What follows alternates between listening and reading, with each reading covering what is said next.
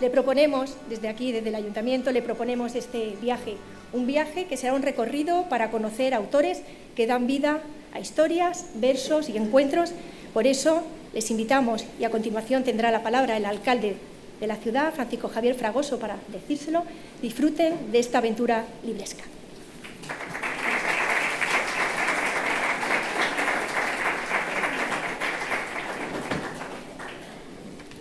Querido pregonero, querido Agustín, querida Paloma, concejala, compañeros de corporación y muy especialmente a todos ustedes, señoras y señores que nos acompañáis en una noche nada plácida, pero de lo que estoy seguro que el calor nos lo va a aportar no solo nuestros pregoneros, sino también los libros que podemos ver en las estanterías de los libreros que con tanto esfuerzo un año más y con tanta ilusión vienen a la 37ª edición de la Feria del Libro de la Ciudad de Bajo. De los diversos instrumentos del hombre, el más asombroso es sin duda el libro. Así comienza uno de sus textos dedicados al libro, el inolvidable Jorge Luis Borges, añadiendo que los demás instrumentos son extensiones de su cuerpo. El microscopio, el telescopio son extensiones de la vista. El teléfono es extensión de la voz. Luego tenemos el arado y la espada, extensiones de su brazo. Pero el libro, seguía Jorge Luis, es otra cosa. El libro es una extensión de la memoria y de la imaginación. Borges, con su argumento, no es tanto un devoto de la pasión de la bibliografía, que también, como un fervoroso entusiasta de la lectura. Son conocidos sus versos, que otros se jacten de lo que escriben o de lo que han escrito. A mí me enorgullezco lo que he leído. Y es que el universal escritor argentino, voraz lector, siempre quiso transmitir el amor a los libros. Era un voraz lector, como les decía. Se jactaba incluso de seguir metiendo libros en casa, a pesar de ser ciego.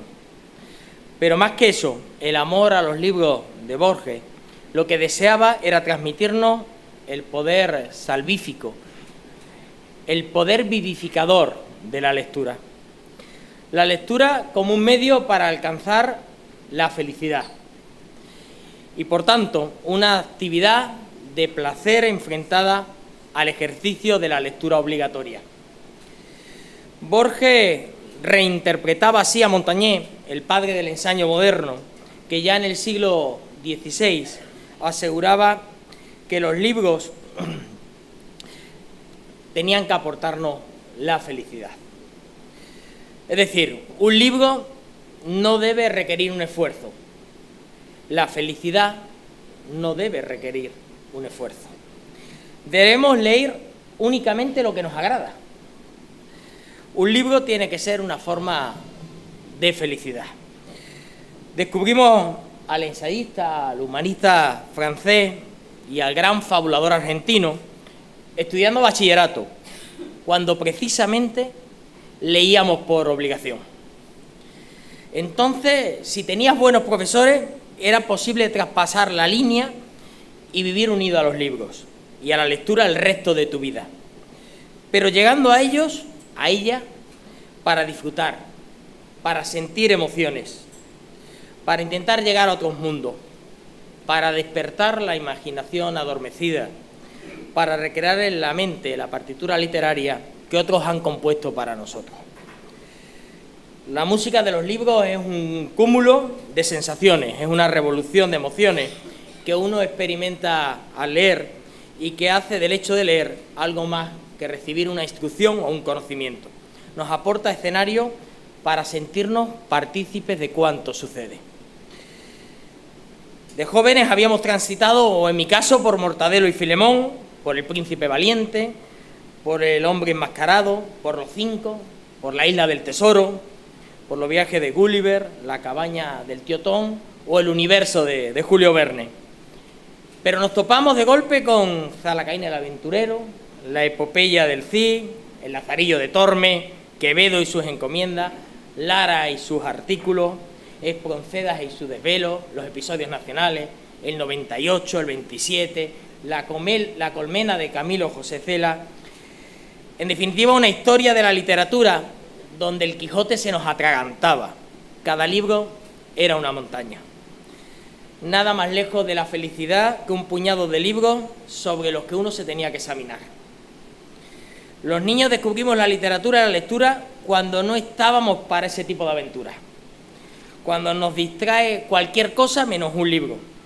Cuando un libro es más la carga de un peregrino que el cielo protector y prometido. Vargas Llosa repite a menudo que aprender a leer es lo más importante que le ha pasado. Y como ha habido el lector que hará suya la afirmación de Víctor Hugo, que aprender a leer es encender un fuego. Cada sílaba que se deletrea es una chispa. La lectura, por tanto, debe ser fuego y no hielo. La lectura es compañía y no soledad. La lectura es un viaje a todas partes, un festín donde no deben faltar viandas, un encuentro con el arte, un desafío, una radical ruptura con la pereza, la desgana y la nada. Leer es entendernos y entender el mundo no como si fuéramos soldados, sino ejerciendo de espectadores donde formamos parte del espectáculo. Eso debe ser leer. Porque la lectura no debe ser un castigo, una aflicción o un desasosiego, sino una recompensa o un entretenimiento.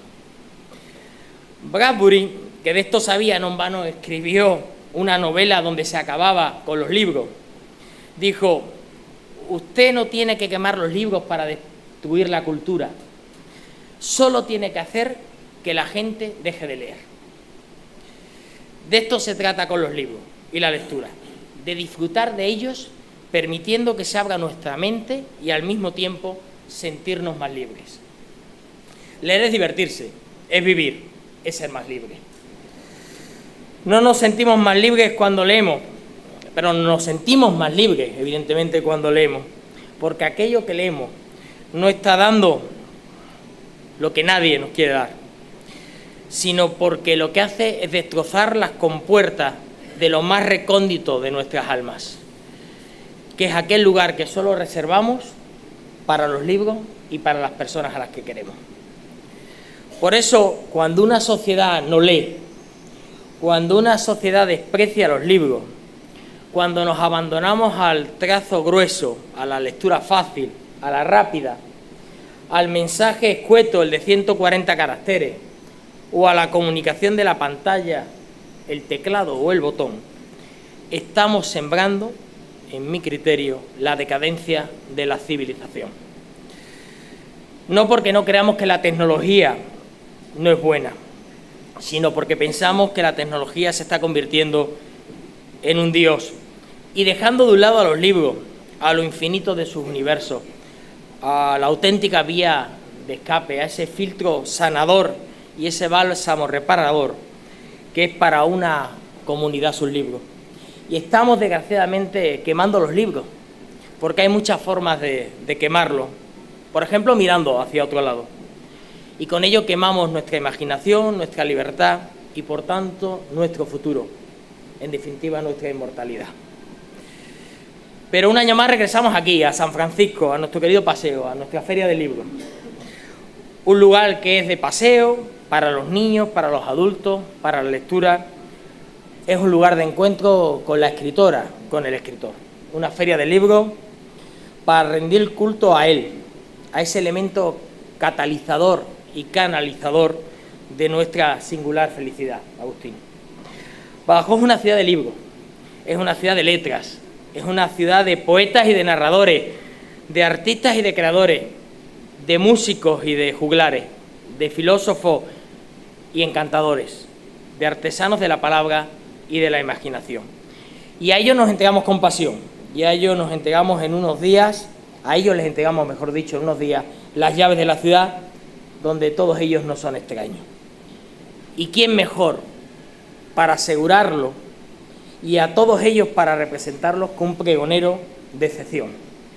Un lector infatigable, un avezado escritor, un sanador del cuerpo y del alma, porque díganme, por favor, si acaso existe algo mejor que la perfecta unión entre un médico y un escritor. Como médico, Agustín Muñoz Sanz todo lo tiene dicho. Una eminencia en su materia, en las enfermedades infecciosas, experto internacional en el SIDA, conferenciante, divulgador, profesor. Más como escritor, a pesar de su ya ingente obra literaria, tiene mucho camino por recorrer. Tienes mucho camino por recorrer, porque nunca descansa tu capacidad de observación, tu análisis crítico, tu talento como fabulador y tu inquieta actividad como creador. Articulista, novelista, ensayista, dramaturgo, en fin, una persona que ha sabido hacer pasión de su profesión y de su afición. No quiero abrumarle con una enumeración de su extensa obra, pero déjenme que cite a Venturas y Desventuras, de un pícaro sueco, Aunque sean soberanos los empeños, La leyenda negra, historia natural y moral de una catástrofe ecológica, 1492-1592, Los galgos del Papa, que hemos visto antes en alguno de los stands, o la versión de Marco Aurelio, que no hace mucho se representaba en el Teatro Clásico de Mérida. Un lujo de pregonero para esta feria, donde libreros, escritores y lectores se reúnen para ser felices leyendo y ofreciendo lecturas de ensueño. Si nada más, les dejo con su pregonero, con nuestro pregonero, con don Agustín Muñoz Sanz. Tuya es la palabra. Buenas noches, muchas gracias a todas y a todos los presentes por estar aquí en una tarde en que la naturaleza una vez más nos demuestra su poderío, hablando por voz de la primavera, mandándonos un chubasco y algún rayo a 12 kilómetros de aquí, espero que no caigan más. Tiene mérito estar aquí hoy, sobre todo para escucharme a mí. Los dos discursos previos son realmente extraordinarios. La concejala ha citado a Borges, el alcalde ha citado a Borges y yo citaré a Borges, pero para que vean ustedes, Borges, el mundo borgiano es realmente muy interesante, muy atractivo, muy complejo. Borges, un gran ciego y un gran lector y una memoria prodigiosa, que está aquí en espíritu. Si estuviera hoy sentado físicamente con nosotros diría, pero qué cosas ocurren, porque hemos hecho el recorrido, el paseillo por las casetas y en la de la 11 nos han regalado una mini biografía en braille de los que íbamos. Es decir, que Borges de algún modo ya estaba aquí antes de que llegáramos nosotros para citarlos, y eso tiene su cosa. Y es que la literatura es esto, es un mundo dentro de otro mundo, y merece la pena.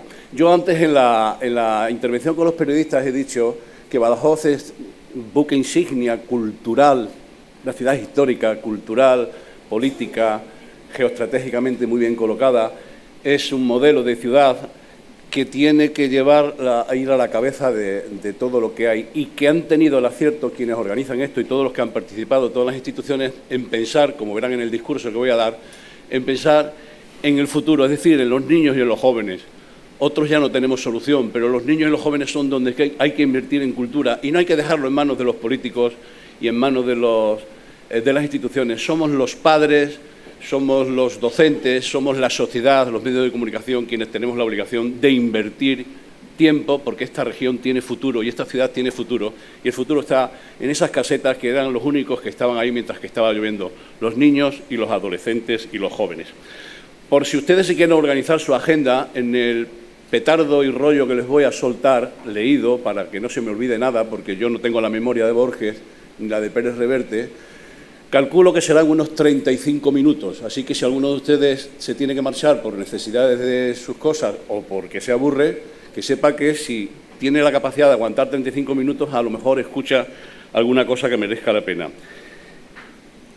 El discurso está dividido en varias partes que son aparentemente inconexas, pero todas tienen una línea común, que es una reflexión sobre la literatura y sobre este momento.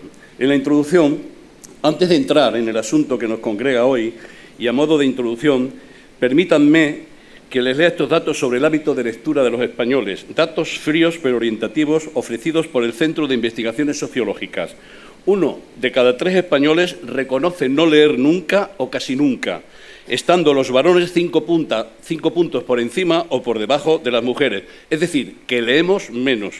La razón de la no lectura es porque no gusta, un 42%, o por falta de tiempo, el 23%. El 80% de los que leemos preferimos el formato de papel frente al digital. Casi una cuarta parte se decanta por la novela histórica. La poesía, los libros de viaje y el teatro no llegan al 1% de las preferencias.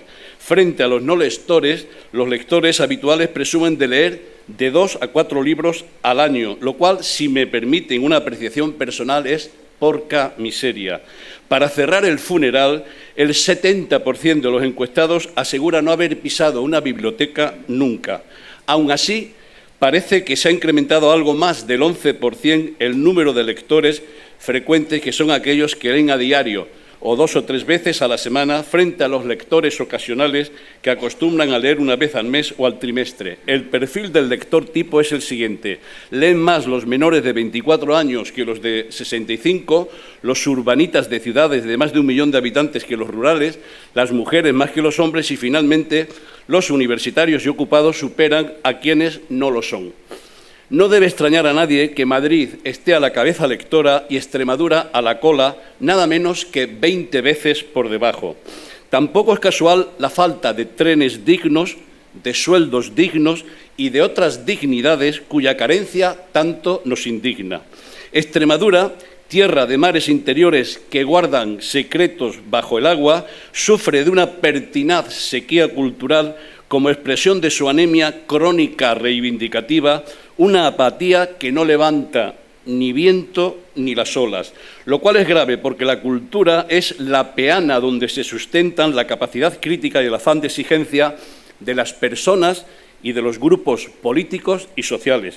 De algún modo, esta feria es como un oasis literario que nos oxigena y amortigua la sed cultural. Hasta aquí la estadística. Pasemos ahora al discurso de inauguración. Ecos del desamparo.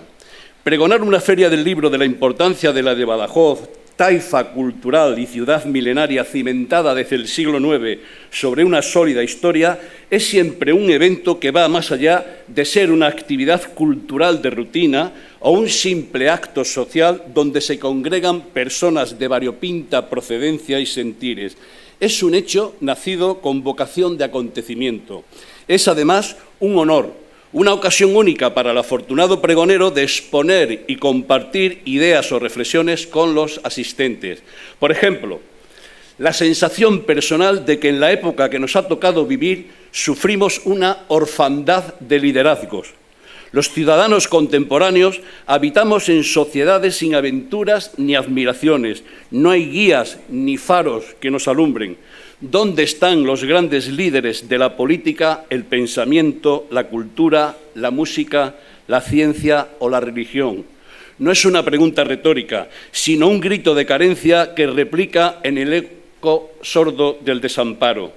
Creo que estamos huérfanos, perdidos en la espesa manigua del desconcierto, desabrigados. No hay héroes admirables, no hay dimensión épica. Nos ha tocado vivir una época de pasiones mitigadas, es decir, de profundos cambios sociales, la muerte irremediable de lo mitológico y el nacimiento indeseado del pragmatismo. Hemos perdido la epopeya mamada en la infancia, la de los grandes titanes, para caer en la inmediatez de lo práctico. La confusión habita en el corazón de todos. El filósofo alemán Jürgen Habermas opina que la desintegración de la esfera ciudadana ya había empezado al mercantilizar la atención pública. Pero nada ocurre por generación espontánea. Fuimos herederos de los héroes homéricos de antaño. Luego pasamos a ser los revolucionarios callejeros que, arropados por la bandera tricolor de los derechos humanos, barruntaron aromas de libertad, igualdad y fraternidad.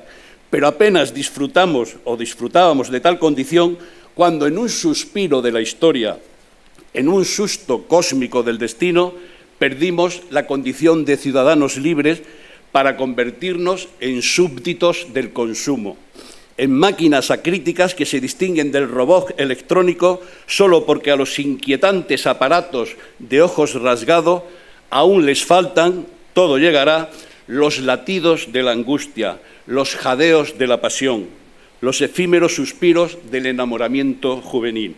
Hay un cambio de rumbo en la singladura de la vida. Antaño la juventud navegaba alentada por la incertidumbre de la proa.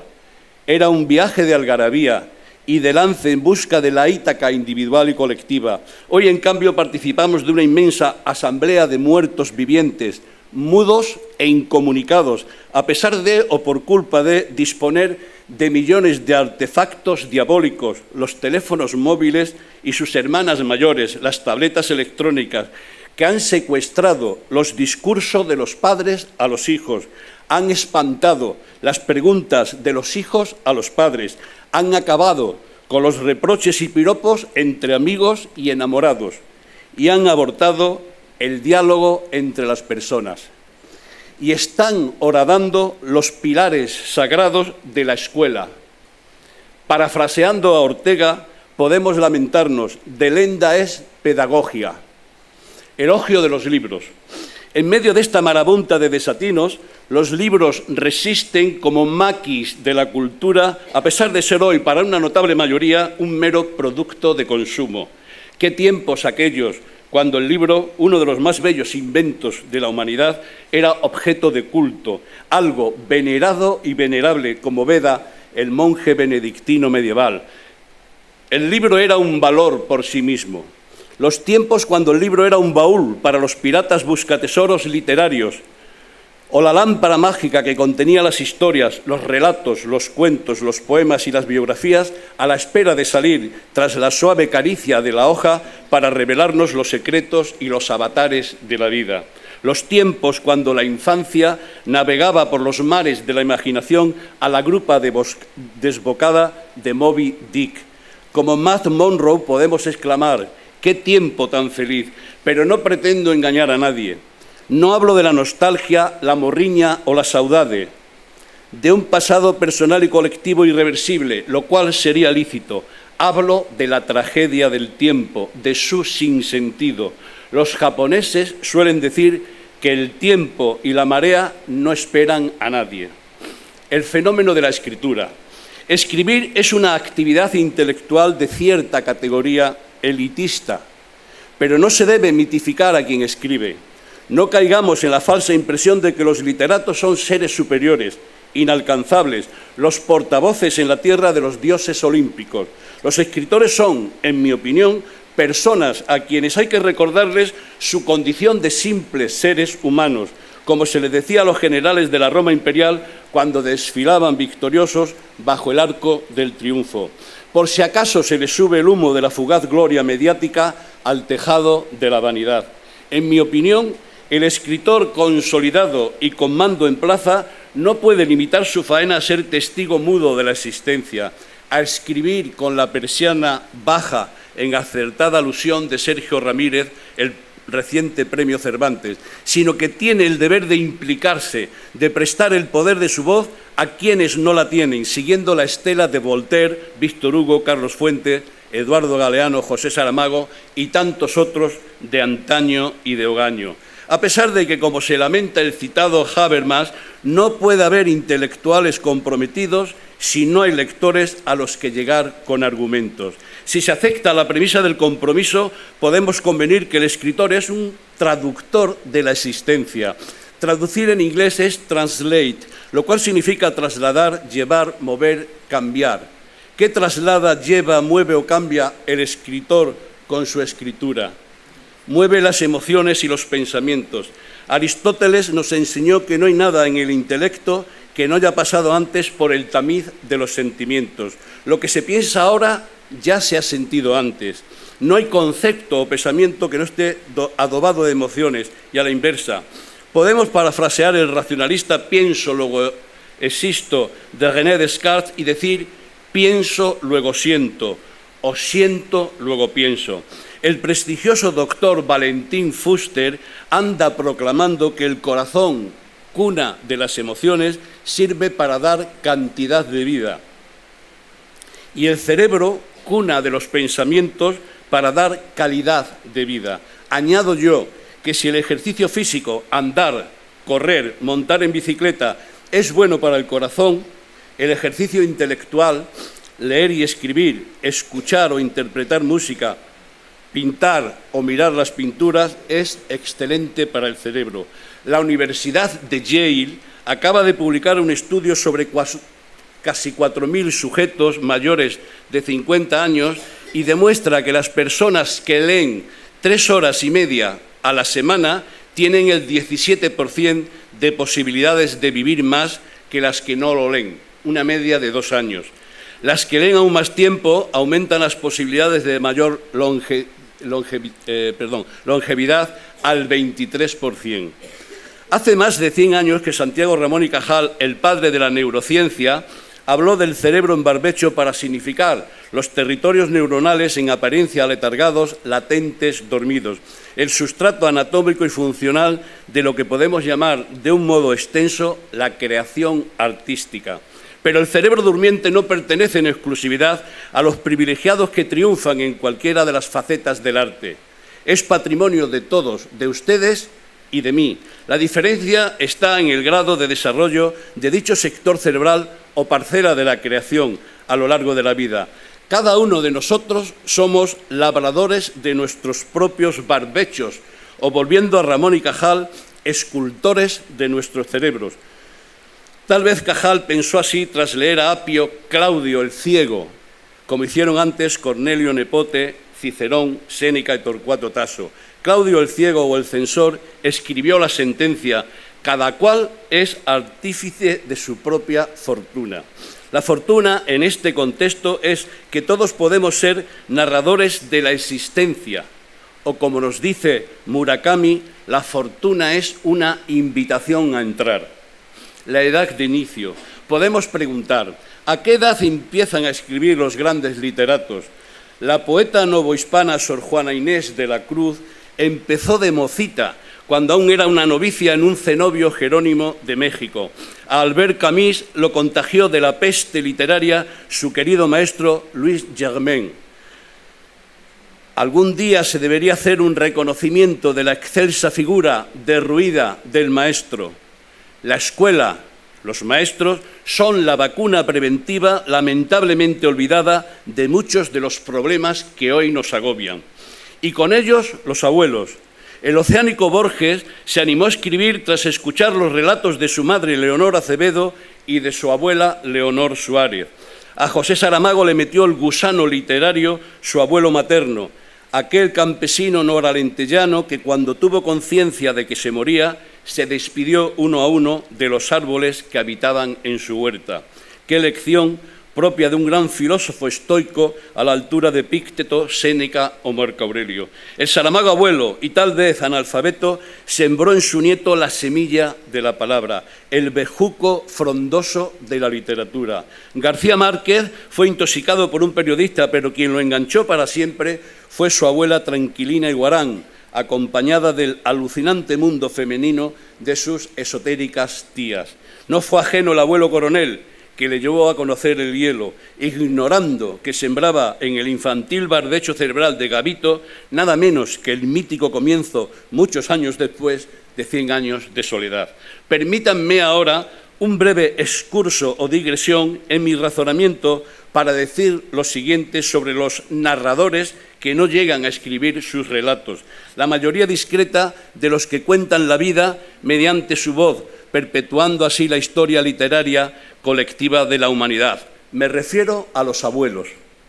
¡Qué gente tan estupenda! No puedo eludir la cita de mi relato breve La voz del abuelo, donde dejé vocación escrita de la huella espiritual e intelectual que un hombre bueno y sencillo, un extremeño de Centeno, sembró en el barbecho cerebral del niño que entonces fui. De su curtida y cálida mano conocí la naturaleza y las estrellas que conforman el bello espacio ecológico de La Serena. La escuela al aire libre, cuyos libros abiertos fueron los árboles, cuya pizarra es el río Guadámez, donde los números volanderos fueron los gorriatos, mirlos, aguanieves, grullas, cigüeñas y estorninos, y donde las letras cabriolaban en mi cerebro infantil sobre mariposas de colores. Empecé a conocer la vida gracias a este Homero de pueblo que vestía de pana zaina, tal vez su modo discreto de denunciar la España negra y bruna que le tocó vivir. Pero regresemos al asunto que nos ocupaba, la edad de inicio de la escritura. En mi opinión, se empieza a narrar en el momento de nacer, o acaso antes, en la tibia laguna del útero materno.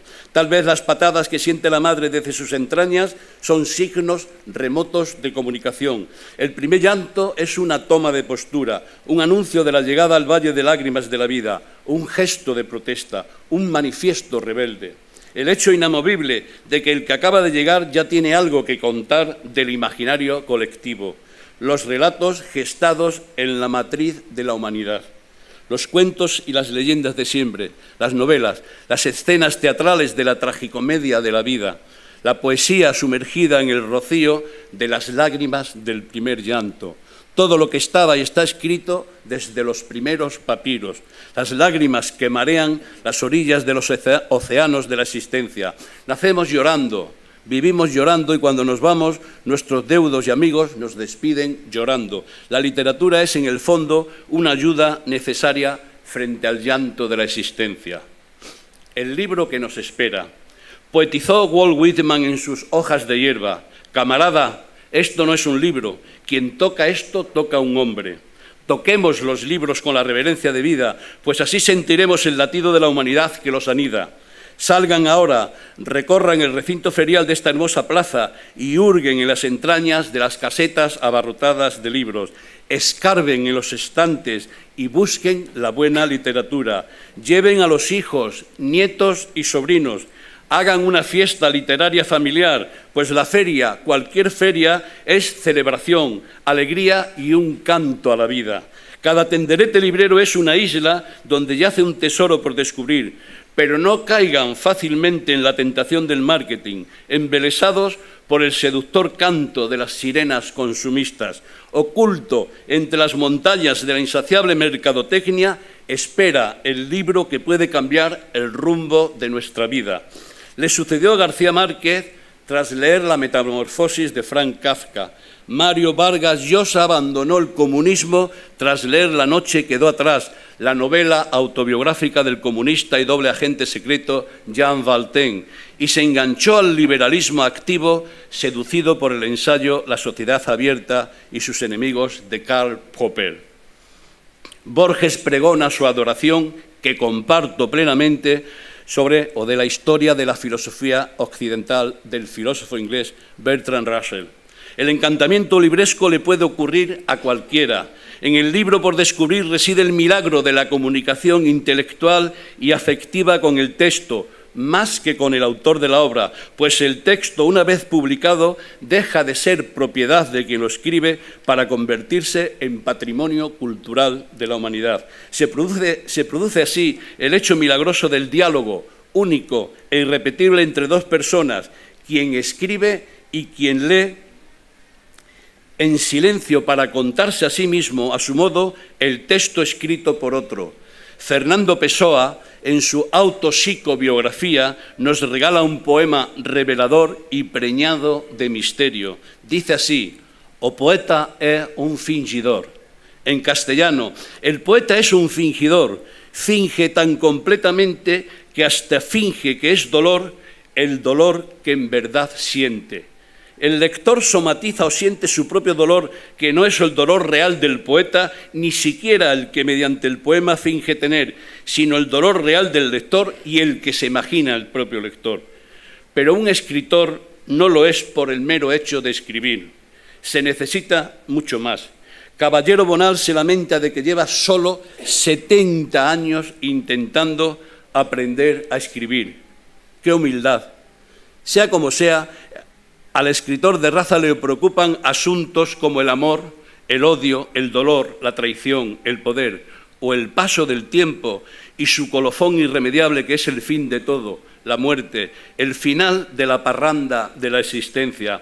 A don Marcelino Menéndez Pelayo le preguntaron ¿qué es la muerte? Y respondió: la muerte es el momento en que dejamos de leer. Un íntimo amigo mío, brillante médico jubilado y excelente ser humano, acaba de pasar por el lecho del dolor. Ha podido contemplar la enfermedad desde la orilla del enfermo y no desde la habitual atalaya del médico.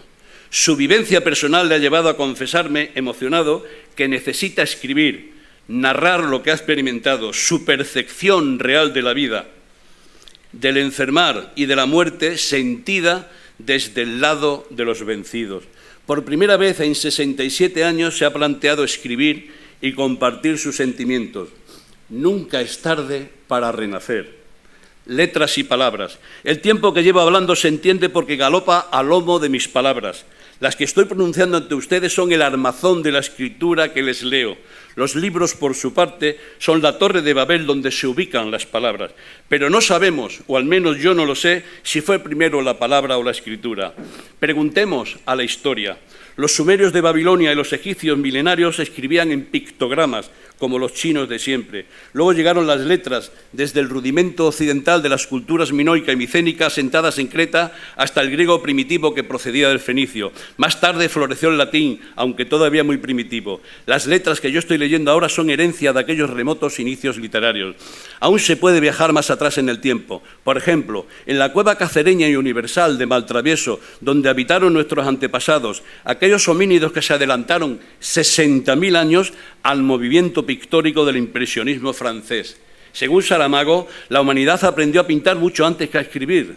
La pintura, dijo, no es más que literatura hecha con pinceles, y añadió muy gráficamente y con rezumos que recuerdan al mejor Delibes: si no tienes perro, caza con el gato. Dicho de otra manera, quien no puede escribir o narrar, pinta o dibuja. Lo importante es expresar o poder expresar las ideas y los sentimientos mediante palabras, por escrito o del modo que se crea más apropiado y para el que cada uno esté dotado. Lo que en verdad importa es la comunicación entre quien tiene algo que decir y el que está dispuesto a compartir el mensaje. Leer antes de escribir. ¿Qué debe hacer un escritor antes de escribir? Leer mucho. Para Stephen King, antes de publicar hay que hacer dos cosas por encima de todo: leer mucho y escribir mucho. King recomienda dedicar entre 4 y 6 horas diarias a leer y escribir. El japonés universal Haruki Murakami dedica 5 o 6 horas. El tiempo propuesto puede parecer excesivo, pero los españoles pasábamos hasta 4 horas frente a la pantalla de la televisión en el año 2012, como para no entontecer. 6 años más tarde, si sumamos los móviles y los artilugios que nos aíslan de nosotros mismos en las redes sociales, las horas son muchas más. Y no se olvide el tsunami sociológico y demográfico actual, el de los llamados nativos digitales, los adolescentes y jóvenes de hoy, quienes, según un estudio de Daniel Nicholas del University College de Londres, hecho en 2003, están perdiendo la capacidad de leer textos largos y de concentrarse en la tarea absorbente de leer un libro. Hemos cambiado la lectura inolvidable del ingenioso hidalgo Don Quijote de la Mancha, Guerra y Paz, o La montaña mágica, por un tuit de 140 caracteres y 95 faltas de ortografía. Amén de los nuevos usos lingüísticos, el agolpamiento de palabras, la desaparición de los signos de apertura como la interrogación, o de ocupar con la letra K reivindicativa, la que sustenta la Cale Borroca, palabras donde desde el siglo XI vivían felices y cómodas, la letra C que hace contraerse al corazón y la Q que da sentido y emoción a un te quiero. Tal vez ocurre, como dice el periodista Antonio Lucas, que el fervorín o jaculatoria de las redes sociales es una venganza contra los que no saben quedarse a solas.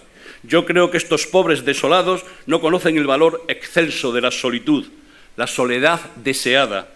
Deberían escuchar a George Moustaki cuando se lamenta cantando por no estar nunca solo con su soledad. Pero cuando el diagnóstico es de soledad no deseada, la que duele, yo añado, con afán terapéutico, que la cura puede estar en los libros. Todavía hay tiempo todavía de evitar el desastre irremediable. Volquemos los esfuerzos en educar a la tropa. Que decrete el gobierno de turno por la vía de urgencia la movilización de las reservas eruditas de maestros y abuelos, para que no se cumpla la sentencia del poeta romanesco Giuseppe Gioacchino Belli, quien en su mercado de Piazza Navona sentenció: hombres del porvenir, ya estáis jodidos. No se debe minusvalorar el fenómeno Twitter, pues se publican 500 millones cada día, es decir, 6.000 cada segundo, lo que supone escribir un libro diario de 10 millones de páginas. Convengamos que como gimnasia intelectual de desarrollo del espíritu hay que leer más y mejor. Es una obligación profesional de todo escritor y de quien aspire a serlo, leer mucho. Que otros se jacten de las páginas que han escrito, a mí me enorgullecen las que he leído, sentenció Borges en su poema Un lector, recogido en Elogio de la sombra. Pero entre tanta vorágine libresca, ¿a quién leer? En mi opinión, a quienes leyó don Alonso Quijano, el más cuerdo de los desvariados, es decir, a los autores que siguió Cervantes, Homero, Aristóteles, Virgilio, Séneca, Ariosto, Boccaccio, a los clásicos, pero también al propio Cervantes, a Quevedo, a Miguel Hernández, a Pessoa, a Neruda, a García Lorca, a García Márquez, a Saramago, a Rosalía de Castro y a Carolina Coronado, a la gran Sor Juana Inés de la Cruz, cuyo afán por saber, leyendo a los clásicos y a los grandes de su época, la llevó a ser incordiada por la Inquisición implacable en un mundo rancio de varones cerriles e intolerantes a los que superó en talento, en perseverancia y en sensibilidad. En pleno siglo XVII y estando enclaustrada, escribió poemas como esta redondilla de penosa actualidad. Hombres necios que acusáis a la mujer sin razón, sin ver que sois la ocasión de lo mismo que culpáis.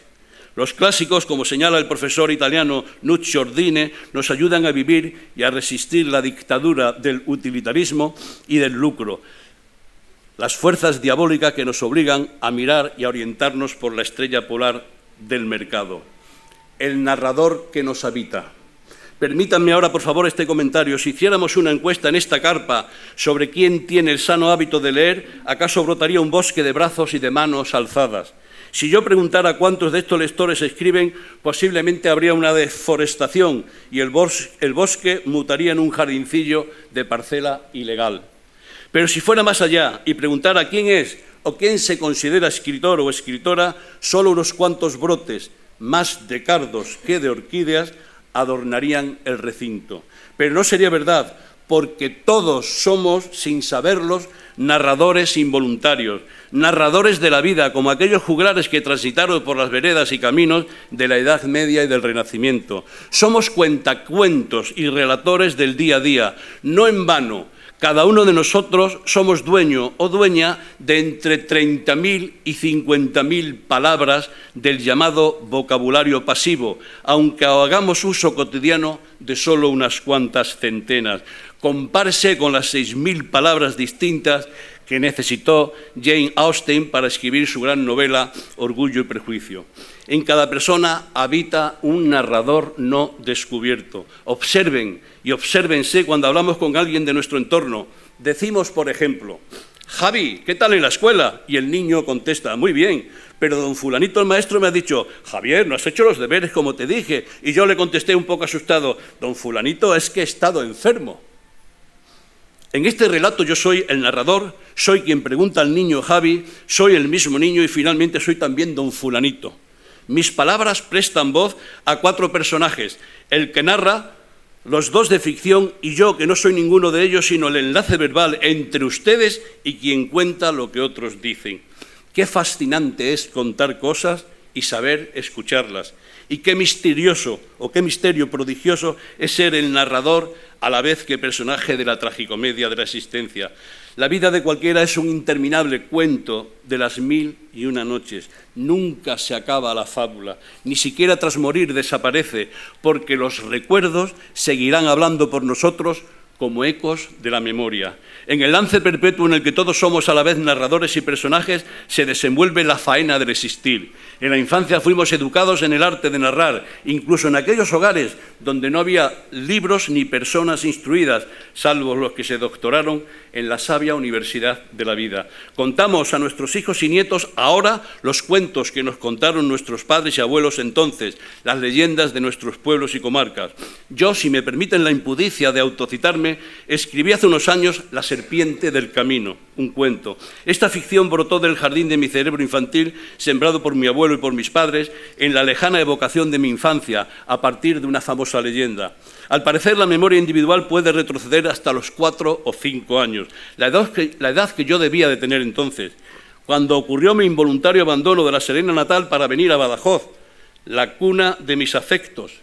el Macondo personal donde a golpe de impresiones educativas y existenciales se marcaron las lindes de la patria rilkeniana de mi niñez. En las calles, plazas y jardines de Badajoz, con el río Guadiana como eje heraclitiano y vital, está escrita con letras invisibles la biografía de mi infancia, adolescencia y juventud. Desde entonces, Badajoz, a la que acogí de inmediato como mi ciudad adoptiva, dispone de una avenida principal en el centro pasional de mis afectos. Al fin y al cabo, según opinión de Marguerite Yourcenar, el verdadero lugar de nacimiento es aquel donde por primera vez nos miramos con una mirada inteligente. Mi mirada pudo no ser inteligente, pero fue mirada, la de un niño que jugaba a perseguir asombros. De aquella infancia huida recuperé, siendo adulto, el citado cuento viperino, conservado en la maleta de los recuerdos que mis adultos llenaron de historias y leyendas. Se cumplió a rajatabla la sentencia de James Joyce de que la imaginación es memoria. Pero alguien puede argumentar, vale, todos somos narradores, pero solo unos cuantos privilegiados alcanzan a ser escritores. Puede que quien así interpele tenga razón. Tal vez es así, pero porque es verdad que solo algunos aventureros se meten o nos metemos en esta empresa aleatoria y frustrante de llevar las fábulas al papel, de plantar un modesto oasis de imaginación en el vacío Sáhara del folio en blanco. Lo que luego sigue es un viaje a lo desconocido, un recorrido por las estaciones intermedias del desprecio, la ignorancia, el silencio, hasta llegar a la meta final del olvido. Triste viaje para un ilusionado trotamundos, un iluso Ulises. Pero semejante panorama no impide nunca, por más que se sepa el arranque, la salida, el revivir una vez más el sabio adagio oriental que enseña que todo caminar comienza por un primer paso. Este primer paso, minúsculo para la humanidad, pero suficiente para arrancar, es el precioso acto de nacer para el público, es decir, de presentar un libro en sociedad, como sucederá más de 50 veces a lo largo de esta feria que inauguramos hoy, ad mayor en gloria de los afortunados autores.